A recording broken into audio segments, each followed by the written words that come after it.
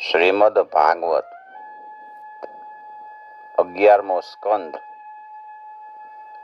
17મો અધ્યાય. વર્ણાશ્રમ ધર્મનું નિરૂપણ.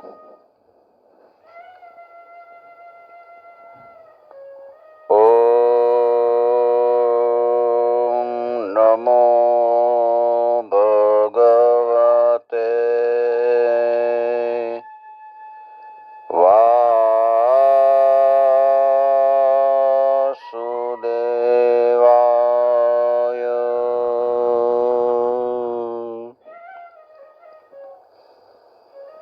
સ્વસ્તે શ્રી ગણેશાય નમઃ. શ્રી સરસ્વત્યે નમઃ. શ્રી ગુરુભ્યો નમઃ.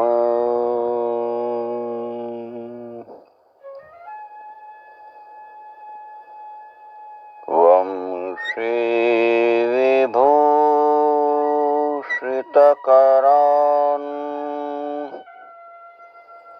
નવનીરદાભાત પીતાંબરાદરુણબિંબફલાધરોષ્ઠાત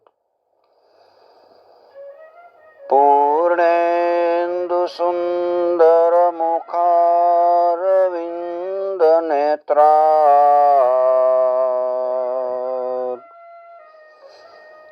કૃષ્ણાત પરમ કિમપિ તત્વમહં ન જાને.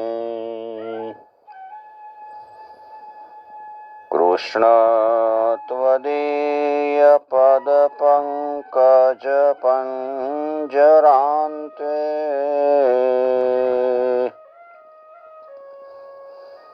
અદ્યૈવ મે વિશતુ માનસરાજહંસ.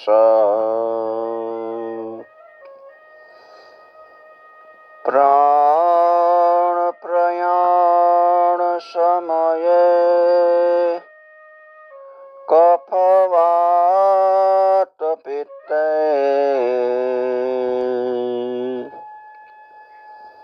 કંઠાવરોધન વિધૌ સ્મરણં કુતસ્તે.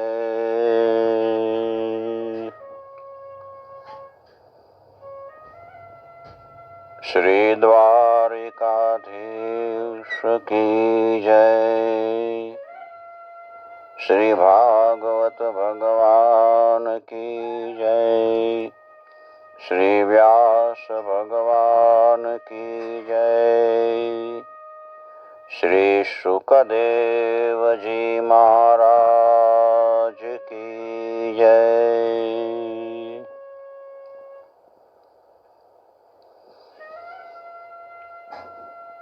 11મા સ્કંદની અંદર 17મા અધ્યાયમાં ઉદ્ધવજીએ વર્ણાશ્રમ ધર્મ પૂછ્યો છે.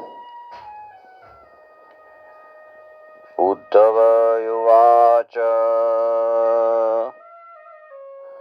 યસ્ત્વયા પૂર્વં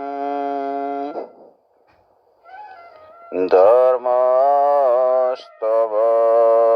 ભક્તિ લક્ષણ વર્ણાશ્રમાચારવતામ સર્વેષાં દ્વિપદામપી.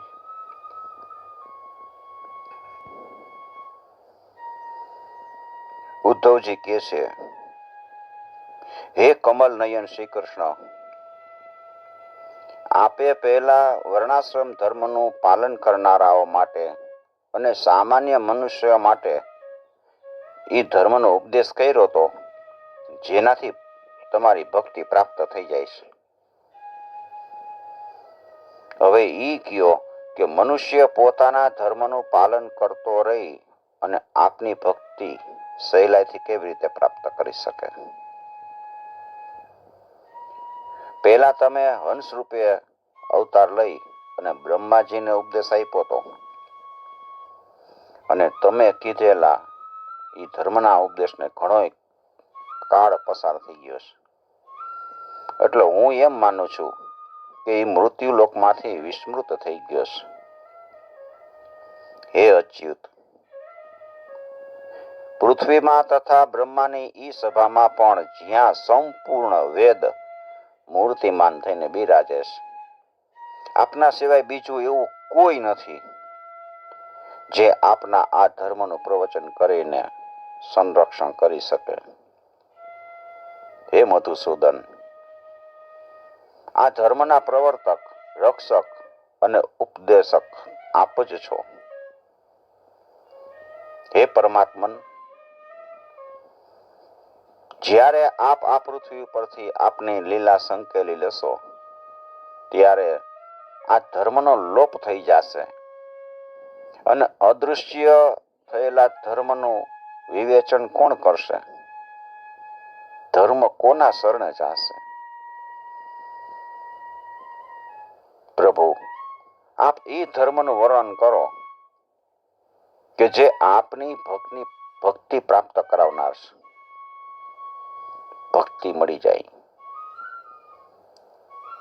વળી ઈ ધર્મનું સરળતાથી પાલન થઈ શકે, બધાય પાડી શકે. મને ઈ ધર્મનું સ્વરૂપ કહેવાનો કૃપા કરો. સુખદેવજી પરીક્ષિતને કહે છે કે જ્યારે આવી રીતે ઉદ્ધવજીએ પ્રશ્ન કર્યો ત્યારે ભગવાન પ્રસન્ન થઈ પ્રાણીઓના કલ્યાણ અર્થે એને સનાતન ધર્મનો ઉપદેશ આપ્યો. ભગવાન શ્રી કૃષ્ણ કહે છે કે પ્રિય ઉદ્ધવ, તમારો પ્રશ્ન ધર્મમય છે, કેમ કે એ સઘળા વર્ણાશ્રમ ધર્મના મનુષ્યોને પરમ કલ્યાણ સ્વરૂપ મોક્ષની પ્રાપ્તિ કરાવનાર છે. એટલે હું ઉપદેશ આપું છું. આ કલ્પના પ્રારંભમાં જ્યારે સતયુગ હતો ને, ત્યારે 4 વર્ણ નહોતા. હંસ નામનો એક જ વર્ણ હતો. એ સમયે લોકો જન્મથી જ કૃતકૃત્ય હતા. એટલે એ યુગને લોકો કૃતયુગ નામે પણ ઓળખે છે. એ સમયે માત્ર પ્રણવ જ વેદ હતો. તપસ્યા, શૌચ, દયા, સત્ય, આ 4 ચરણથી યુક્ત હું જ વૃષભધારી ધર્મ હતો.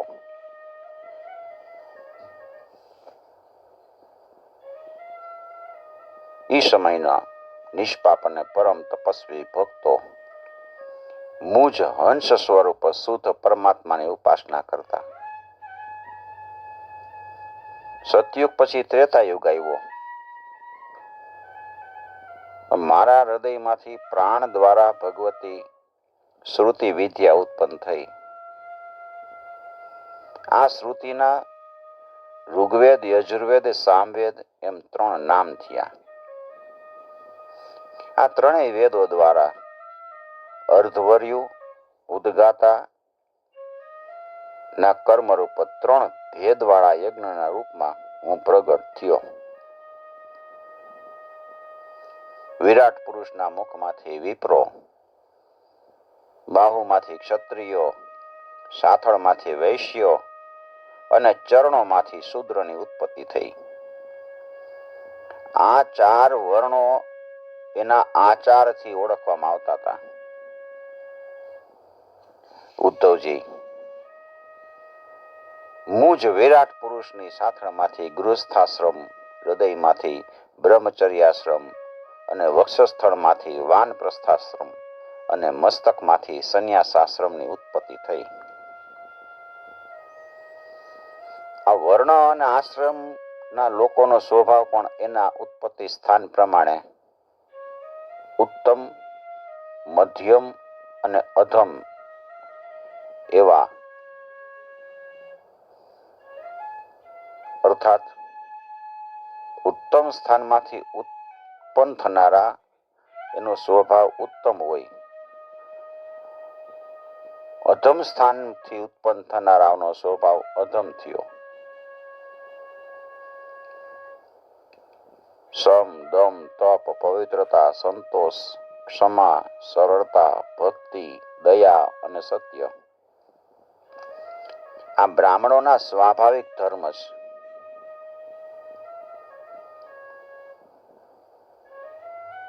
તેજ, બળ, ધૈર્ય, વીરતા, સહનશીલતા, ઉદારતા, ઉદ્યોગ, સ્થિરતા, બ્રાહ્મણ ભક્તિ અને ઐશ્વર્ય આ ક્ષત્રિયના સ્વાભાવિક ધર્મ છે.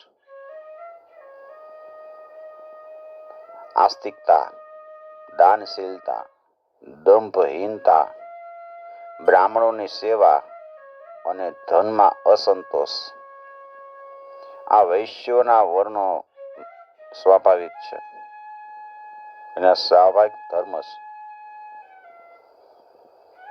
અને બ્રાહ્મણો ગાયો અને દેવતાઓની નિષ્કપટ ભાવે સેવા કરવી અને એમાંથી જે કાંઈ મળે ને એમાં સંતુષ્ટ રહેવું આ શૂદ્રનો સ્વાભાવિક ધર્મ છે. અપવિત્રતા, અસત્ય ભાષણ, ચોરી કરવી, નાસ્તિકતા, કારણ વિના કંકાસ કરવો, કામ, ક્રોધ અને તૃષ્ણાને વશ રહેવું આ વર્ણાશ્રમથી બહિષ્કૃત લોકોનો સ્વભાવ છે. ઉદ્ધવજી, 4 વર્ણ અને 4 આશ્રમ માટે સાધારણ ધર્મ એ છે કે મન, વાણી અને શરીરથી કોઈની હિંસા ન કરવી, દ્રઢતાથી સત્યનું આચરણ કરવું, ચોરી ન કરવી, કામ, ક્રોધ, લોભ આદિથી દૂર રહેવું, પ્રાણી માત્રનું પ્રિય તથા હિત ઈચ્છવું, અહિંસા, સત્યમ, અસત્યેય, અહિંસા, સત્યમ, અસ્તેય, કામ, ક્રોધ, લોભતા, ભૂત પ્રિય, હિતેહાચ,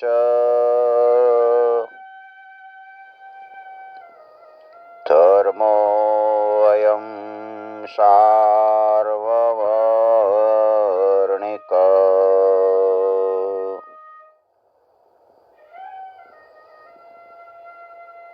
બ્રાહ્મણ, ક્ષત્રિય તથા વૈશ્ય ગર્ભાધાન વગેરે સંસ્કારોના ક્રમથી યજ્ઞોપવિત સંસ્કાર રૂપ દ્વિજત પ્રાપ્ત કરી ગુરુકુળમાં રહે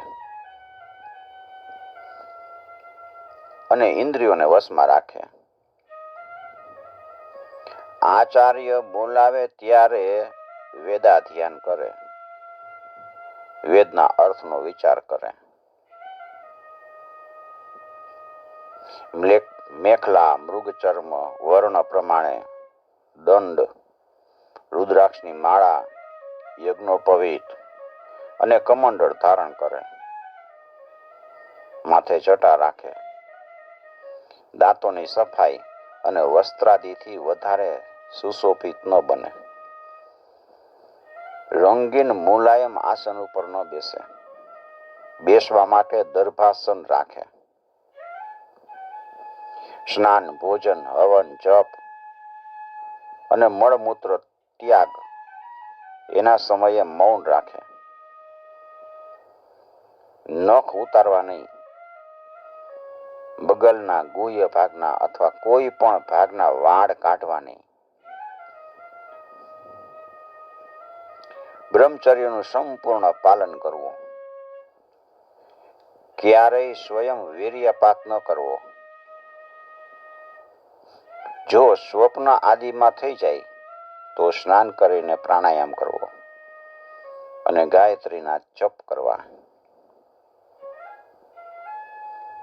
બ્રહ્મચારીઓએ પવિત્ર અને એકાગ્રચિત્ત થઈ અગ્નિ, સૂર્ય, આચાર્ય, ગાય, બ્રાહ્મણ, ગુરુ, વૃદ્ધજનો અને દેવતાઓની ઉપાસના કરવી. સાયંકાળ અને પ્રાતઃકાળમાં મૌન રહીને સંધ્યા કરવી અને ગાયત્રી જપ કરવા. ગુરુને મારું જ રૂપ સમજવું, એનો ક્યારેય તિરસ્કાર ન કરવો.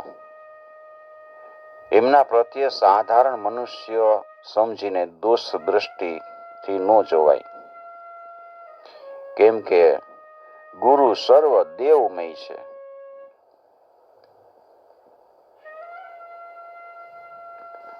આચાર્યમ મામ વિજાનીયામ નાવમન્યેત કર્હિચિત નમર્ત્ય બુદ્ધયા સૂયેત સર્વદેવમયો ગુરુ.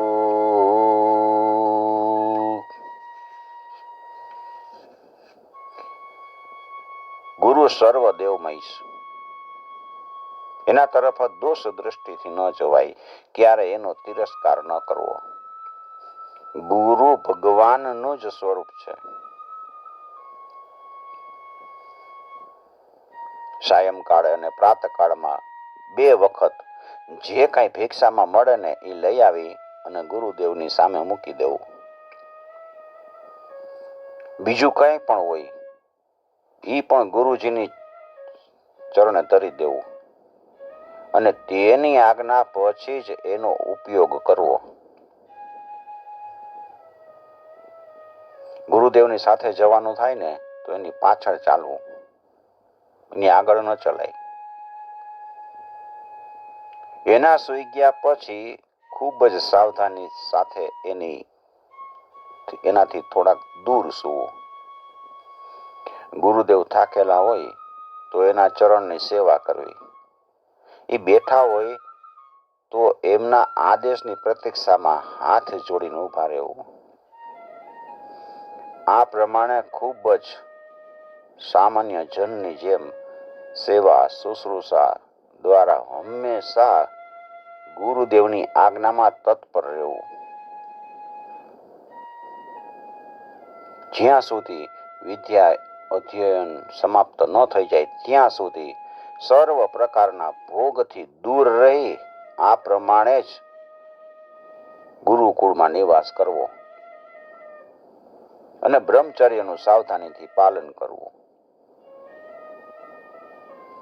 આવો બ્રહ્મચારી મૂર્તિમાન વેદોના નિવાસ સ્થાન એવા બ્રહ્મલોકમાં જવા ઈચ્છતો હોય તો એણે નૈષ્ઠિક બ્રહ્મચર્ય વ્રત પાડીને અધિક સ્વાધ્યાય માટે, વધારે સ્વાધ્યાય કરવા માટે અને ગુરુ ઋણ ચૂકવવા માટે દેહ ગુરુને અર્પણ કરી દેવો, પોતાનો દેહ આપી દેવાનો. આવો બ્રહ્મચારી સાચે જ બ્રહ્મ તેજથી સંપન્ન થઈ જાય છે અને એના સઘળા પાપ નાશ પામી જાય છે.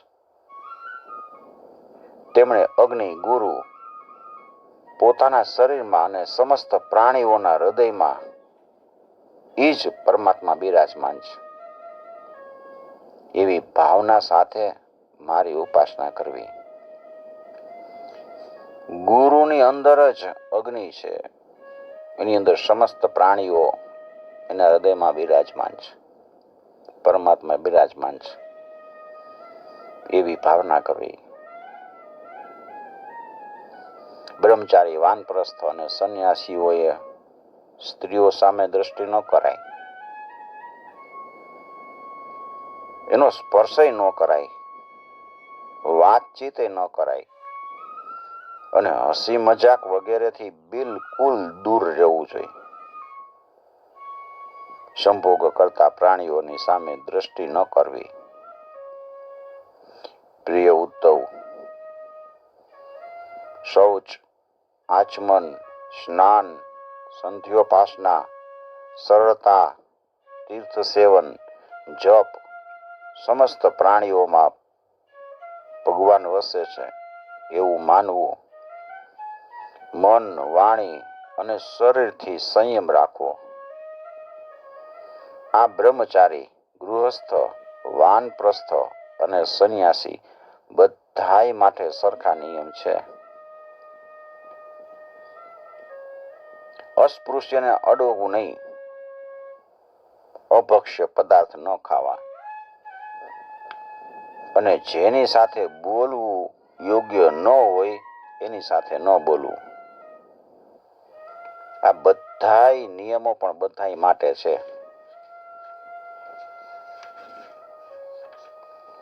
આ પ્રમાણે નિયમોનું પાલન કરનાર અને બ્રહ્મ પ્રાપ્તિની ઈચ્છા ધરાવતો નૈષ્ટિક બ્રહ્મચારી અગ્નિ સમાન તેજસ્વી બની જાય છે. તીવ્ર તપસ્યાથી એના કર્મ સંસ્કાર ભસ્મ થઈ જાય છે. અંતઃકરણ શુદ્ધ થઈ જાય અને એ મારો ભક્ત બની મને પ્રાપ્ત કરી લે છે. ઉદ્ધવ,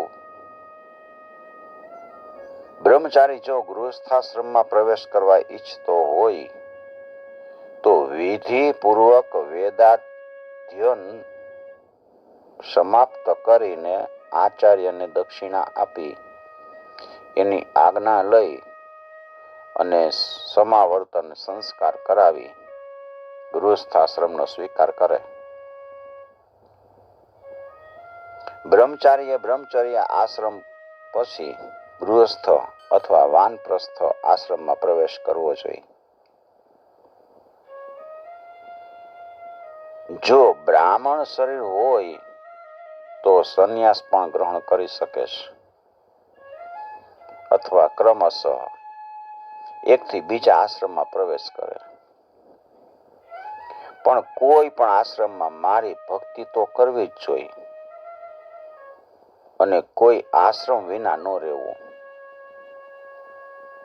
ઉદ્ધવ, જો બ્રહ્મચર્યાશ્રમ પછી ગૃહસ્થાશ્રમનો સ્વીકાર કરવો હોય તો બ્રહ્મચારીએ પોતાને અનુકૂળ અને શાસ્ત્રોક્ત લક્ષણથી સંપન્ન, ખાનદાન અને ઉંમરમાં નાની હોય, પોતાના વર્ણની હોય એવી કન્યા સાથે લગ્ન કરવા.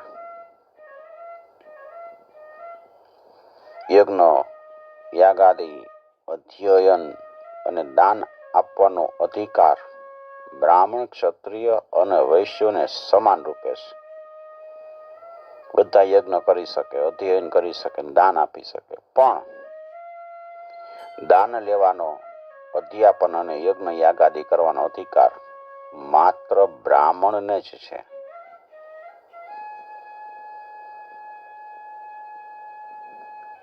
બ્રાહ્મણ જો આ ત્રણેય વૃત્તિઓમાં દાન લેવાની વૃત્તિને તપ, તેજ અને યશનો નાશ કરવા વાળો માનતો હોય તો અધ્યયન અને યજ્ઞ કરાવવા દ્વારા જ પોતાનો જીવન નિર્વાહ કરવો. પણ આ બે વૃત્તિઓમાં પણ દોષ દ્રષ્ટિ લાગે છે. પરાવલંબન, દીનતા અને દોષ દેખાતા હોય તો અનાજ લણી લીધા પછી ખેતરમાં પડી રહેલા દાણા હોય એને વીણીને શીલોન્છન વૃત્તિ વડે પોતાનો નિર્વાહ કરી લે. બ્રાહ્મણ એમ માનતો હોય કે દાન લેવાની વૃત્તિ તો આપણું તપ વયું જાય, તેજ વયું જાય, યશ વયો જાય, તો એણે અધ્યાપન અને યજ્ઞ કરાવવા. પણ આ બે વૃત્તિઓમાં પણ દોષ દ્રષ્ટિ તો લાગે જ છે. એને એમ થાય પરાવલંબન આપણે છીએ, દીન છીએ, એવા દોષ દેખાતા હોય તો એને ખેતરમાં જે પાક લણી લીધો હોય ને પછી જે દાણા પડ્યા હોય એ વીણી અને પછી પોતાનો નિર્વાહ કરવો એને શીલોચન વૃત્તિ કહે છે. ઉદ્ધવ, બ્રાહ્મણનું શરીર અત્યંત દુર્લભ છે. આ શરીર છે વિષય ભોગ, તુચ્છ વિષય ભોગને ભોગવવા માટે નથી મળ્યું.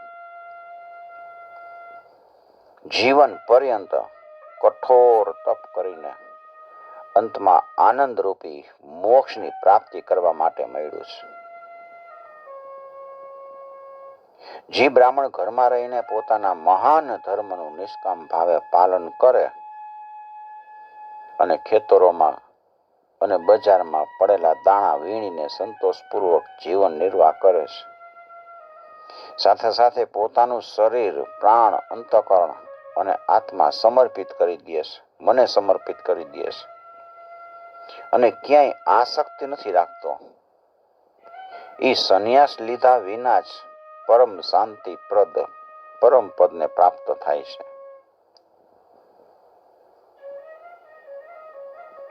શીલોંચ વૃત્તયા પરિતુષ્ટ ચિત્તો ધર્મ મહાંતમ વિરજમ જુષાણ મય્યર્પિતાત્મા ગૃહ એવ તિષ્ઠ નાતે પ્રસક્ત સમુપેતિ શાંતિમ. સદાય મારી સેવામાં તત્પર રહેતા બ્રાહ્મણો ભક્તના શિરે વિપત્તિ આવી પડે અને એમાંથી એને કોઈ સહાય કરીને બચાવી લેનાર ને તો હું તરત જ અડધી સંપત્તિમાંથી એવી રીતે બચાવી લઉં છું કે જેમ સમુદ્રમાં ડૂબતા મનુષ્યને નૌકા બચાવી લે. મારી સેવામાં બ્રાહ્મણ તત્પર રહેતો હોય, એના શિરે કાંઈ વિપત્તિ આવે તો એને એવો બચાવી લઉં, નૌકા આવીને સમુદ્રમાંથી ડૂબતા માણસને બચાવે એવી રીતે. રાજાએ એવી રીતે જ પ્રજાજનોનો કષ્ટથી ઉદ્ધાર કરવો અને એની રક્ષા કરવી. જેમ ગજરાજ બીજા હાથીઓને કાદવમાંથી બહાર કાઢીને અને પોતે બહાર નીકળી જાય છે, એવી રીતે ધીર રાજાએ પ્રજાને સંકટોમાંથી છોડાવવા અને પછી પોતાનો ઉદ્ધાર કરવો.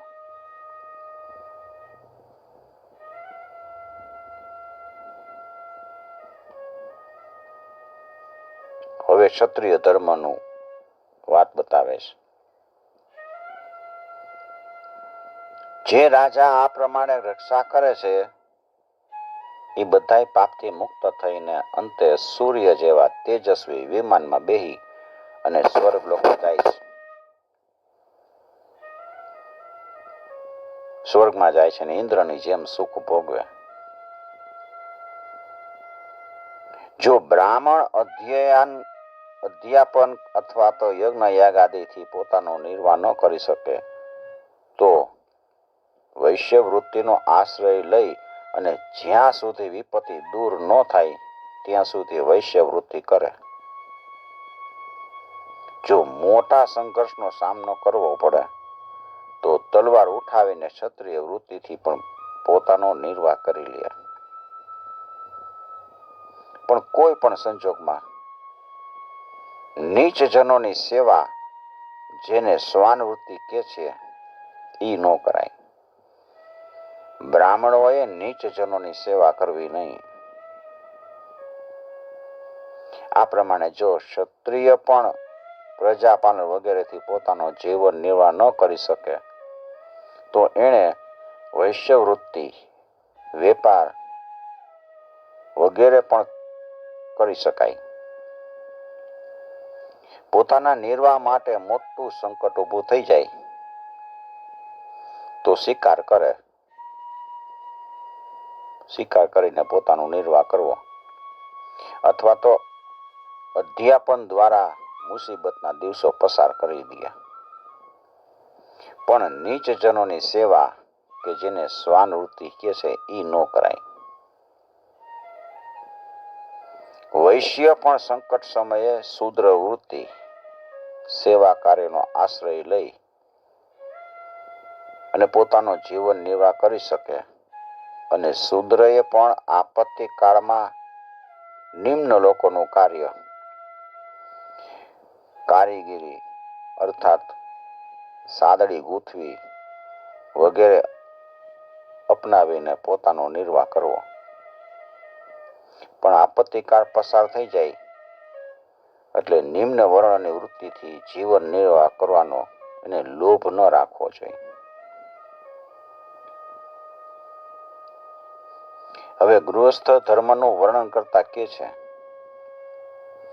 ગૃહસ્થોએ વેદાધ્યન રૂપી બ્રહ્મયજ્ઞ, તર્પણ રૂપી પિતૃયજ્ઞ અને હવન રૂપી દેવયજ્ઞ, કાકબલી આદિ ભૂત યજ્ઞ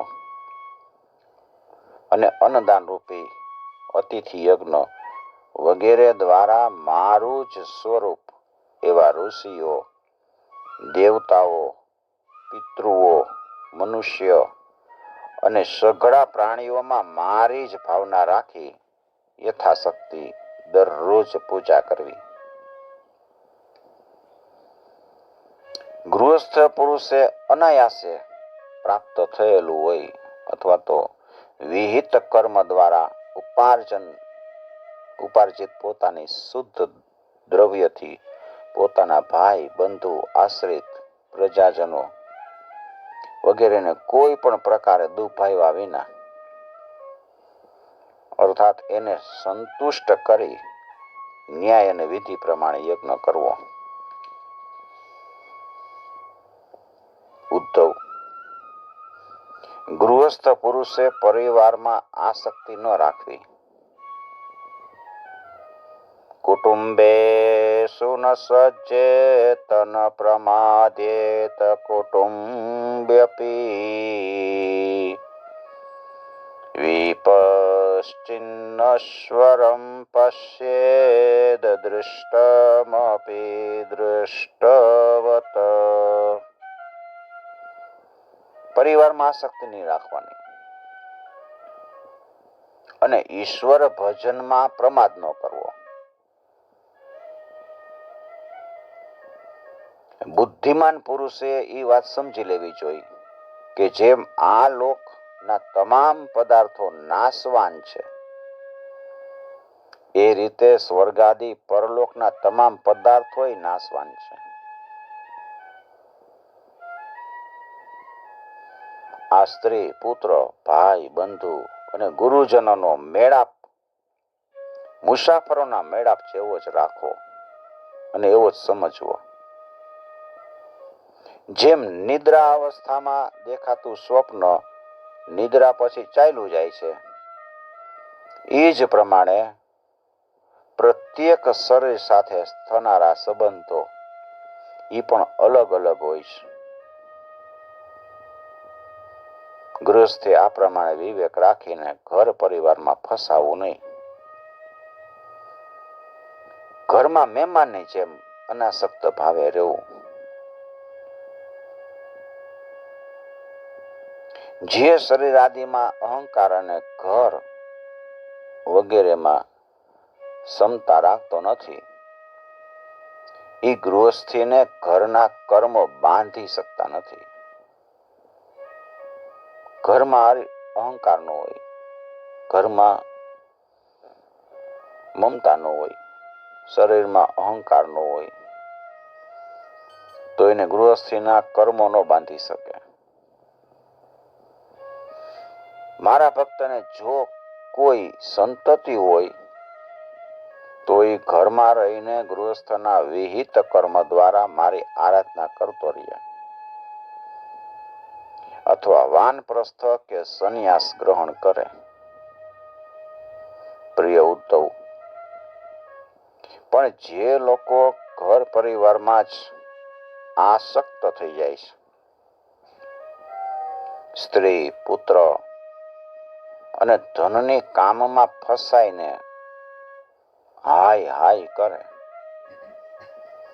અને મૂઢતાવશ સ્ત્રી લંપટ અને કૃપણ થઈને હું અને મારું એના ચક્કરમાં પડી જઈશ.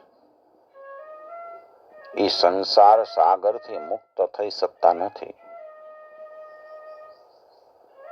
એ હંમેશા એવા જ વિચાર કરે છે કે અરે રે, મારા મા બાપ વૃદ્ધ થઈ ગયા, સ્ત્રીના છોકરા હજી નાના છે અને બિચારા છોકરા પણ મારા વિના અનાથ અને દુઃખી થઈને કેવી રીતે જીવશે. આ પ્રકારની ઘર પરિવારની વાસનામાં જેનું ચિત્ત ભ્રમિત થઈ રહ્યું છે, એ મૂર્ખ વિષય ભોગથી ક્યારેય ધરાતો જ નથી. એમાં જ અટવાઈને જીવન ખોઈ બેસે છે અને પછી મૃત્યુ પછી અંધકારમય નરકમાં જાય છે. એવં ગૃહાશયા ક્ષિપ્ત હૃદયો મૂઢધીરમ અતૃપ્ત સ્થાનનુધ્યાયન મૃતોંધમ વિશતે તમ. મૃતોંધમ વિશતે તમ, મૃત્યુ પછી તમ એટલે અંધકાર, અંધકારમય નરકમાં પડે છે. ઇતિ શ્રીમદ્ભાગવતે મહાપુરાણે પારમહંસ્યામ સંહિતાયામ એકાદશ સ્કંધે સપ્તદશોધ્યાય શ્રીકૃષ્ણાર્પણમ સમર્પયામિ. ઓમ નમો